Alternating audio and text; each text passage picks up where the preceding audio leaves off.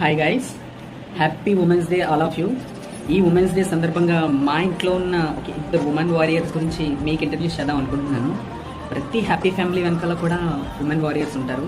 అలాంటి women warriors ఉండడం వల్లే ఆ ఫ్యామిలీ అనేది చాలా హ్యాపీగా ఉంటుంది. ఇప్పుడు మా హ్యాపీ ఫ్యామిలీ వెనకాల కూడా ఒక ఇద్దరు ఉమెన్ వారియర్స్ ఉన్నారు. ఫస్ట్ ఉమెన్ వారియర్ మా అమ్మ.